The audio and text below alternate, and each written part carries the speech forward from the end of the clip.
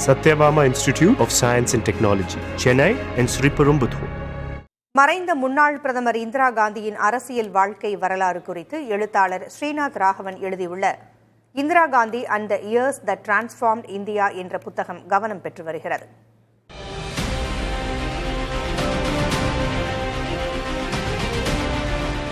முக்கிய அரசியல் எழுத்தாளராக அறியப்படும் ஸ்ரீநாத் ராகவன் தனது புதிய முயற்சியாக Indira Gandhi and years that transformed India என்ற புத்தகத்தை எழுதி வெளியிட்டுள்ளார்.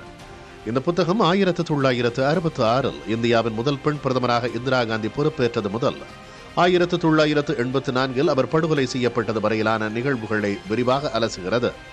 குறிப்பாக இந்திரா காந்தி மூத்த தலைவர்களிடமிருந்து காங்கிரஸ் கட்சியை தனது கட்டுப்பாட்டுக்குள் கொண்டுவர நடத்திய போராட்டம், 1971 தேர்தலில் பெற்ற வெற்றி, 1977 தேர்தலில் ஜனதா கட்சியிடம் அடைந்த தோல்வி, பாகிஸ்தான் போரில் இந்திய ராணுவத்தை வழிநடத்திய விதம், அவசர நிலை அறிவிப்பு செய்யப்பட்டது என முக்கியமான சம்பவங்களின் பின்னணிகளும் இதில் இடம்பெற்றுள்ளன.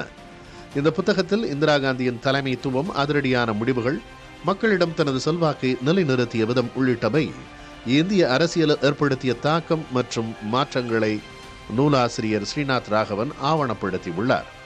இந்த புத்தக உருவாக்கம் குறித்து பேசியுள்ள ஸ்ரீநாத் ராகவன், இந்திரா காந்தியின் தலைமைத்துவ பாணி இந்திய அரசியலில் ஒரு புதிய புரட்சியை ஏற்படுத்தியதாகவும், நாட்டின் அரசியல், சமூக, பொருளாதார அமைப்புகளில் புரட்சிகர மாற்றங்களை கொண்டு வந்ததாகவும் கூறியுள்ளார்.